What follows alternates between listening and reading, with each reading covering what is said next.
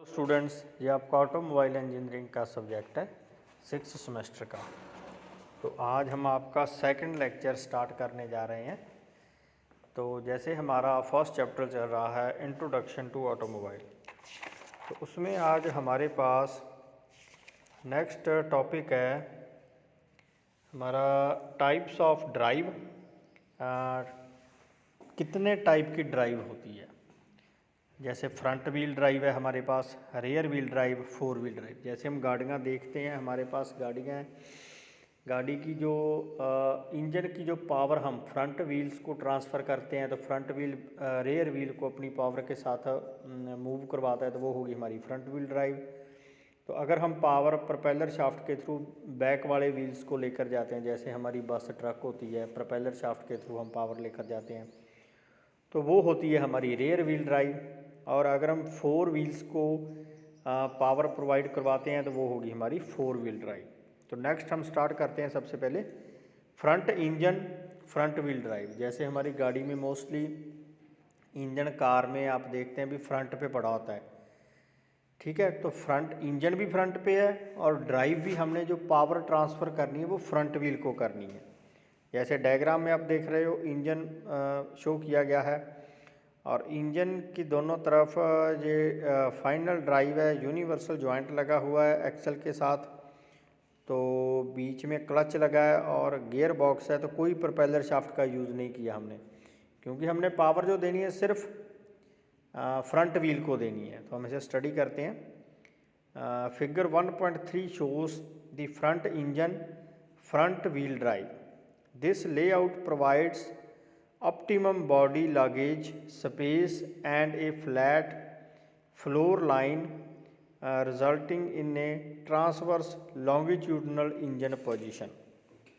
तो जो front engine front wheel drive है, तो बैक साइड में गाड़ी के हम एक डिग्गी प्रोवाइड कर सकते हैं लगेज के लिए, सामान के लिए, तो ज़्यादा स्पेस मिल जाती है हमें। तो इंजन के लिए ज़्यादा कॉम्प्लिकेटेड पार्ट्स नहीं हमें चाहिए, क्योंकि पावर को हमने कोई रेयर व्हील तक नहीं लेकर जाना। तो बहुत सारा हमारा जो प्रोपेलर शाफ्ट होगी, यूनिवर्सल जॉइंट हो गया, वो हमारा मटेरियल भी सेव होता है इसके साथ। The drive pulling the car along providing the good grip and good road holding on curve due to the major weight at the front. तो अगर हमारा इंजन फ्रंट पे है तो इंजन हैवी है, तो गुड ग्रिप मिलती है गाड़ी को जब रोड पे मूव करती है। और जब हमने कोई टर्न लेनी है, चाहे लेफ़्ट टर्न है राइट टर्न है, तो एक्सीडेंट की संभावना कम हो जाती है, क्योंकि इंजन फ्रंट पे है, हैवी इंजन है, ठीक है। तो गुड ग्रिप बना रहता है रोड के साथ। The chance of skidding especially on the slippery surface are very much reduced. और गाड़ी के स्किप होने के चांस, जैसे कोई वेटी एरिया है जहाँ पहाड़ों में हम गाड़ी चलाते हैं, जहाँ बारिश के मौसम में, तो स्लिपरी सरफेस जो रिड्यूस हो जाता है, गाड़ी स्लिप नहीं होती, इंजन फ्रंट पे है, वेट बना रहता है। Good road adhesion is providing by the large proportion of the vehicle weight acting on driven wheels. Road adhesion बना रहता है, वही बात आ गई वेट के साथ, इंजन के साथ। When the vehicle is to be steered into the curve it provide undress characteristics which is always performed by the drivers. तो जब हमने स्टीयर प्रोवाइड करना है, गाड़ी को टर्न देना है, लेफ़्ट और राइट टर्न देना है, तो जो सेंट्रीफ्यूगल फोर्सेस पैदा होनी है, प्रोड्यूस होनी है गाड़ी की टर्न के साथ, वो गाड़ी को स्किड नहीं होनी रहती देती, बैलेंस बना रहता है गाड़ी का। तो ये उसके बेनिफिट्स है front engine front wheel drive के। तो next, the combination of steering and driven wheels with short drive shaft provide the main disadvantage। तो मेन डिसएडवांटेज इसकी है जो जब हमने स्टीयर प्रोवाइड करना है, स्टीयरिंग का यूज़ करना है लेफ़्ट और राइट, तो शॉर्ट ड्राइव शाफ्ट होती है, क्योंकि हमारे पास कोई प्रोपेलर शाफ्ट नहीं है, कोई डिफरेंशियल नहीं है, हमने सीधी पावर जो फ्रंट व्हील्स को दे दी, तो कितनी स्पेस बचती है इंजन के और फ्रंट व्हील के साथ। तो उसके लिए जब शाफ्ट छोटी है, ठीक है, तो थोड़ा सा स्टीयरिंग कॉम्बिनेशन में प्रोवाइड आता है। जैसे स्टीयरिंग रॉड छोटी पड़ जाती है, तो वो रॉड को प्रॉपर पावर जो स्टीयरिंग व्हील से पावर ट्रांसमिट करने में थोड़ी सी डिफ़िकल्टी आती है, जो इसकी मेन डिसएडवांटेज है।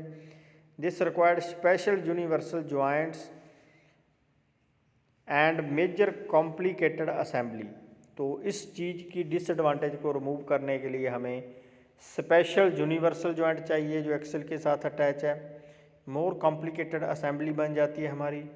To prevent the rear wheel from skidding under heavy braking, the reduced weight at the rear use the necessary special arrangement. तो फ्रंट पे तो हमारा इंजन आ गया जिसने हमारी गाड़ी को स्किड नहीं होने दिया, उसको ग्रिप बनी रखी। लेकिन बैक पे तो हमारा लाइट वेट है, अगर लगेज भी नहीं है गाड़ी में तो फिर उसके लिए हमें एक स्पेशल असेंबली तैयार करनी पड़ेगी ताकि उसका जो वेट रिड्यूस्ड वेट के साथ वो स्किड ना हो हमारी बैक साइड से गाड़ी। तो नेक्स्ट है हमारे पास front engine rear wheel drive. अभी हमारा इंजन फ्रंट पे है जैसे बस ट्रक में होता है और पावर हम ट्रांसमिट कर रहे हैं रेयर व्हील को। In this layout a front mounted engine, clutch, gear box, unit drive, a beam type rear axle suspended on leaf spring through a propeller shaft with 2 universal joint. तो इसमें हमारे पास पूरी assembly बन गई। सबसे पहले हमारा इंजन आ गया, इंजन के बाद हमारा क्लच लगा है, क्लच ने एंगेजमेंट और डिसएंगेजमेंट करनी है हमारे इंजन की गियर सिस्टम के साथ। तो गियर बॉक्स आ गया नेक्स्ट।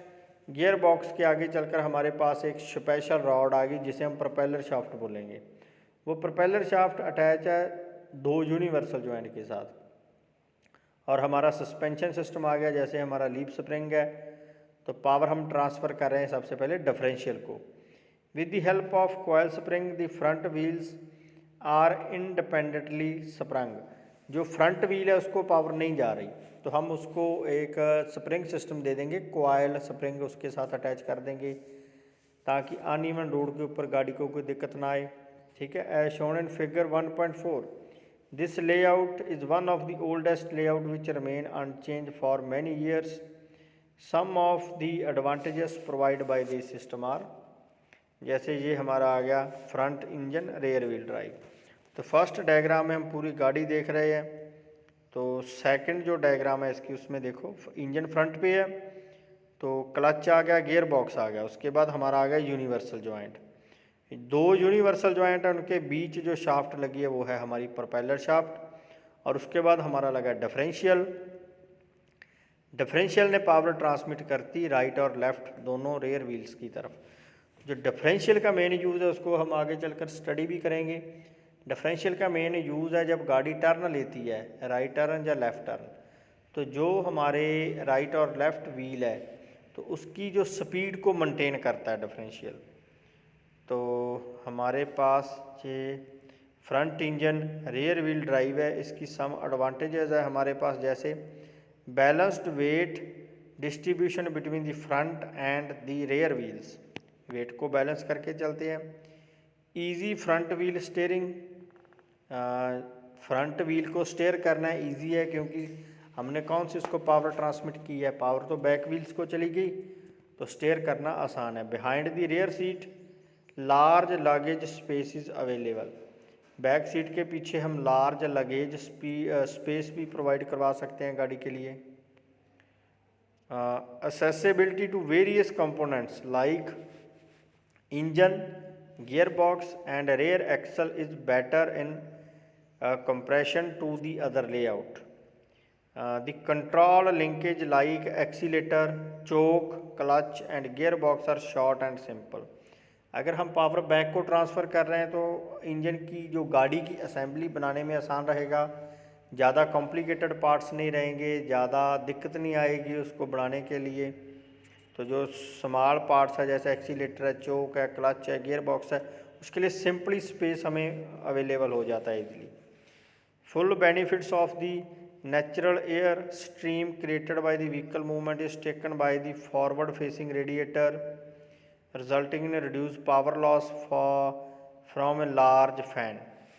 तो बेनिफिट मिल जाता है गाड़ी की शेप के साथ, हमें एयर जो स्ट्राइक करती है गाड़ी के साथ एक एरोडायनेमिक शेप हम प्रोवाइड करवा सकते हैं ताकि जो एयर टकराएगी तो गाड़ी की मूवमेंट को रिस्ट्रिक्ट नहीं करेगी।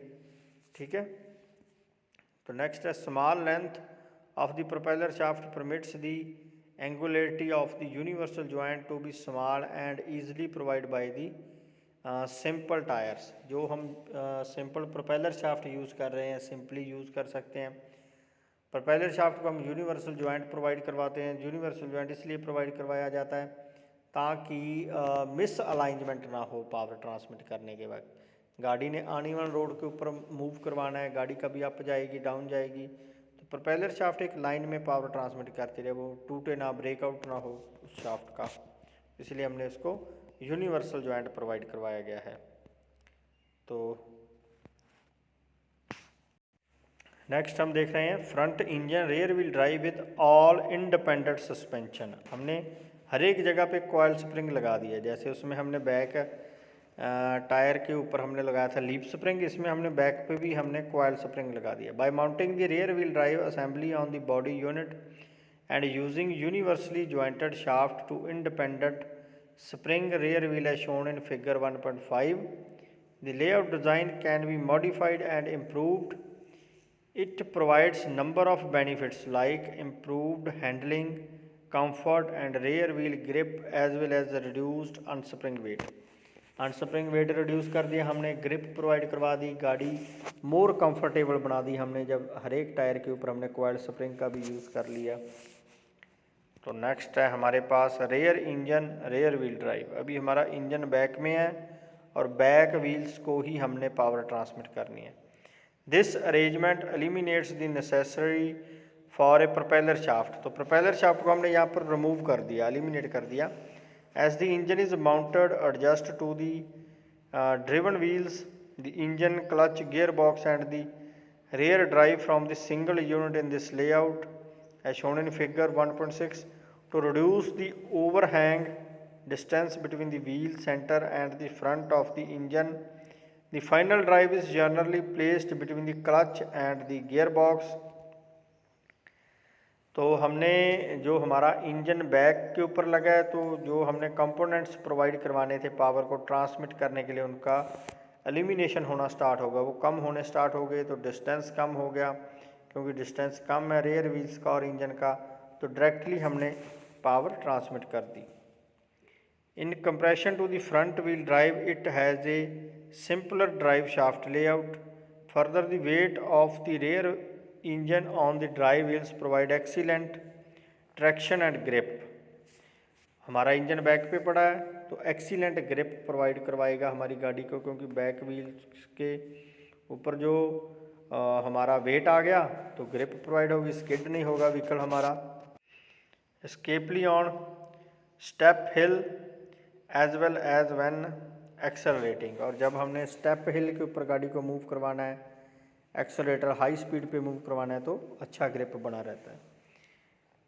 In spite of the low proportion of the vehicle weight transferring to the front wheels, very effective rear wheel braking is providing. अच्छी braking provide हो जाती है due to the absence of the propeller shaft. The obstructed floor surface is reduced.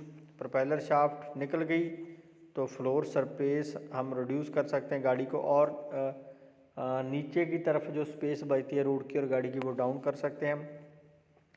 The front of the wheels can therefore be designed for good visibility and smooth airflow. गाड़ी को हम design कर सकते हैं proper visibility के लिए, क्योंकि engine थोड़ा फ्रंट पे नहीं है, तो directly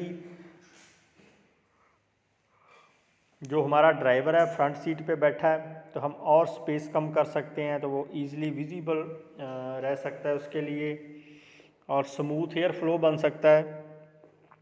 The exhaust gases, fumes, engine heat and noise are also carried away from the passengers. It results in compact layout of the car.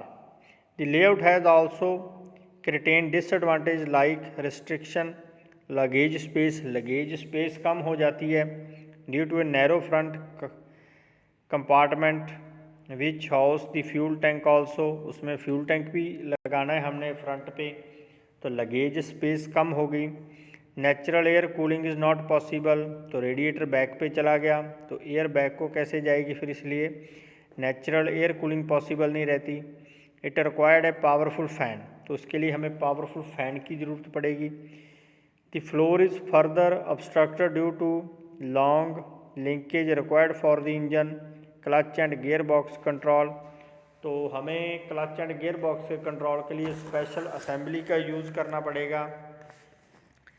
The rearward contraction of the weight causes the vehicle to be more affected by side wind at high speed. और अगर गाड़ी हमारी high speed पे जाएगी तो side winds है जो air side से आएगी वो गाड़ी को अफेक्ट करेगी. तो क्योंकि गाड़ी फ्रंट से लाइट है बैक से हैवी है तो इसीलिए जो एयर की स्पीड है एयर का फ्लो है गाड़ी को अफेक्ट कर सकता है. This makes the vehicle unstable resulting in over steering and turning very sharply into A curve. This necessitates the steering correction in the opposite direction. तो इसकी सम डिसएडवांटेजेस भी है एडवांटेज होने के साथ साथ. तो नेक्स्ट है हमारे पास 4-wheel drive. To increase the maneuverability of the vehicle required to travel on a rough, unconstructed road and tracks, and other arrangement known as 4-wheel drive as shown in figure 1.7. अगर हमने vehicle को रफली चलाना है, uneven road पे चलाना है, जहाँ हमने कच्चे रोड जैसे राजस्थान में या कोई जहाँ पर रोड नहीं बनी तो वहाँ पर चलाना तो हमें 4-wheel ड्राइव चाहिए उसके लिए. जैसे आजकल हम बड़ी गाड़ियाँ देखते हैं 4x4 होती है तो उनके चारों टायरों को पावर ट्रांसमिट की जाती है. हम डायग्राम में देखते हैं पहले. ये हमारी 4-wheel ड्राइव है. तो इसमें हमारा इंजन है, इंजन हमारा फ्रंट पे लगा है, ठीक है. तो 2 प्रोपेलर शाफ्ट का यूज़ करेंगे हम, 4 यूनिवर्सल जॉइंट रहेंगे इसमें, 2 डिफरेंशियल रहेंगे इसमें. इंजन ने पावर ट्रांसमिट की क्लच को, क्लच ने की गियर बॉक्स को, गियर बॉक्स ने 2 प्रोपेलर शाफ्ट को पावर ट्रांसमिट की. एक प्रोपेलर शाफ्ट पावर लेकर जाएगी फ्रंट व्हील्स को और दूसरी शाफ्ट पावर लेकर जाएगी रेयर व्हील्स को. तो रेयर व्हील को पावर जाने से पहले वो जाएगी डिफरेंशियल में. जैसे मैंने डिफरेंशियल का काम आपको बताया दोनों टायरों की स्पीड को मेंटेन करता है. उसी तरह फ्रंट प्रोपेलर शाफ्ट है जो फ्रंट व्हील प्रोपेलर शाफ्ट है वो पावर लेकर जाएगी डिफरेंशियल को और वो डिफरेंशियल फ्रंट व्हील्स की स्पीड को मेंटेन करके चलेगा. तो ये हो गया हमारा 4-wheel ड्राइव. तो due to all the 4-wheel getting driven whole of the weight of the vehicle is available for the traction. तो सारा वेट एक ट्रैक्शन में रहता है. But this advantage not worth the additional cost on good road surface. अगर हमारा road अच्छा बना है, आजकल तो बढ़िया रोड बने हैं, तो लेकिन फिर हमने एक्स्ट्रा कॉस्ट क्यों पे करनी. इसकी कॉस्ट भी ज़्यादा आएगी व्हीकल को परचेज करने में, उसकी रनिंग कॉस्ट भी बढ़ेगी, ठीक है. तो this system is provide in jeep which are known as 4x4 wheel drive vehicles. This layout is specially used by dual purpose vehicle intend for use on unmaintained road and track as well as good surface. Also in the 4-wheel drive provision is made in the traction gearbox to have a set of low gear ratio by additional pair of gear. और इसमें एक extra gear system दिया जाता है.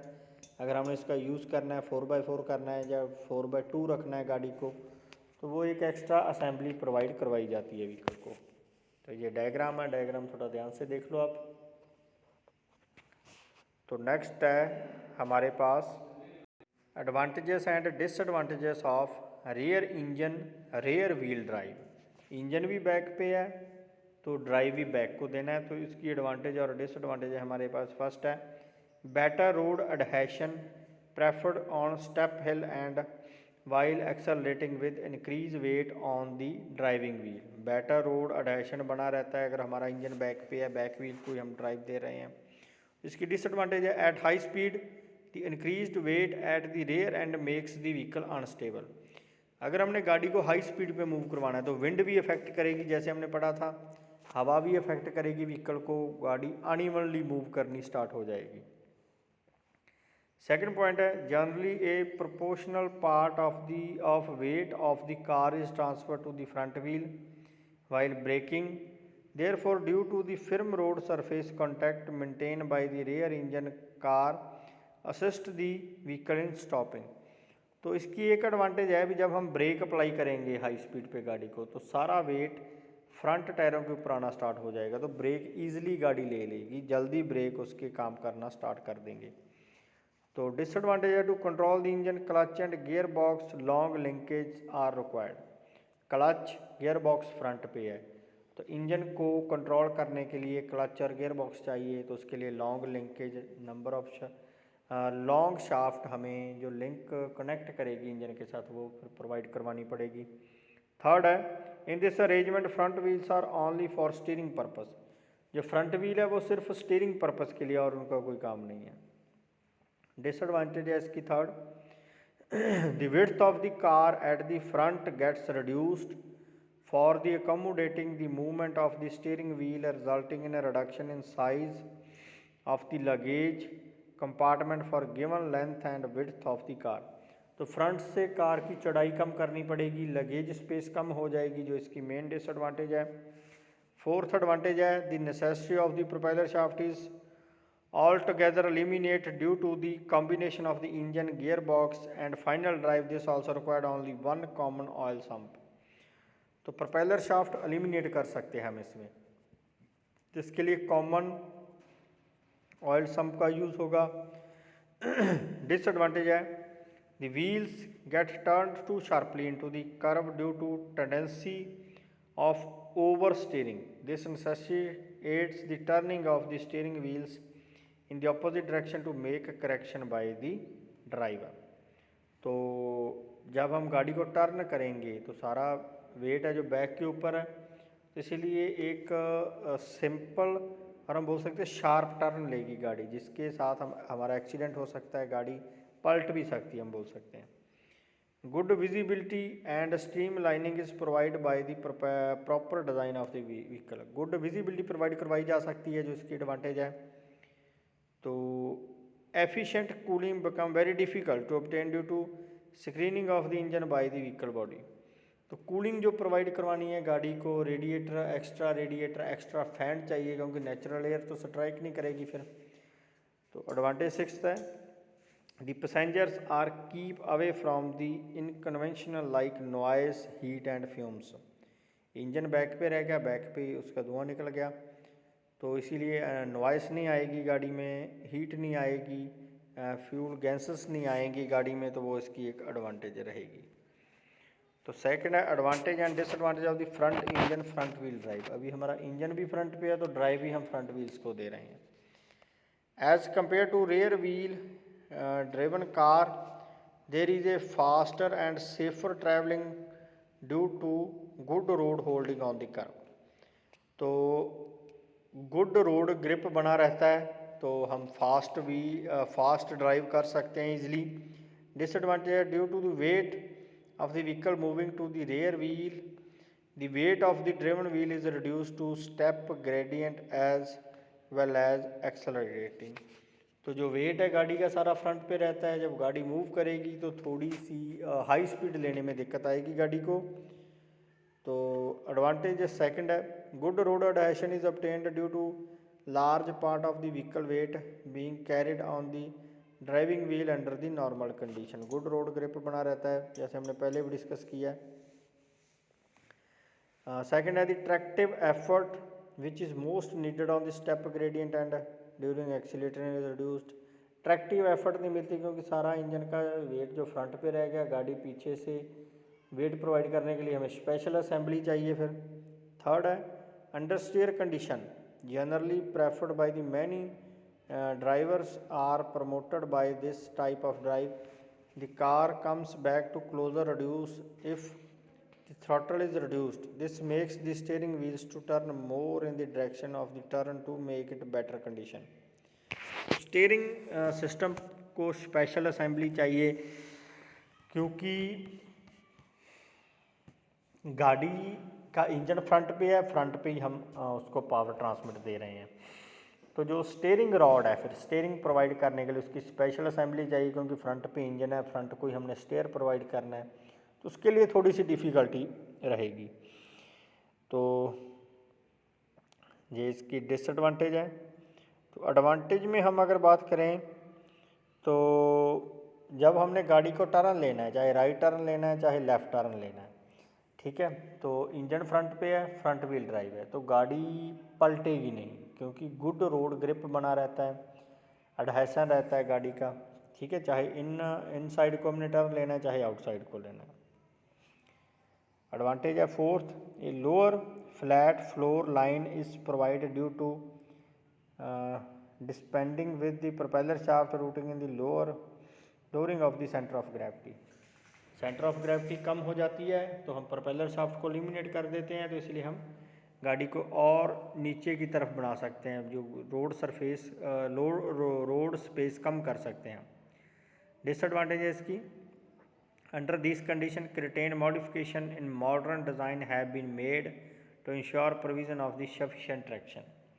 इसके लिए special design चाहिए हमें जो सफिशिएंट ट्रैक्शन प्रोवाइड करेगा। तो फिर अगर स्पेशल डिज़ाइन चाहिए ठीक है, तो ज़्यादा हमें कॉम्प्लिकेटेड पार्ट्स भी हमारे यूज़ होंगे फिर उसमें। तो एडवांटेज है fifth, the engine clutch gear box and final drive are combined similar to the rear engine car. This provide a more comfortable drive and compact final drive। Engine हो गया हमारा, clutch gear box and final driver combined similar है। ठीक है, तो front पे पड़ा है तो ईज़िली गाड़ी को हम कंफर्टेबल बना सकते हैं इसके साथ, तो ये इसकी एडवांटेज है। तो आपका सेकंड लेक्चर है जो समाप्त होता है ऑटोमोबाइल इंजीनियरिंग का, एई का। Thanks to all of you, thank you.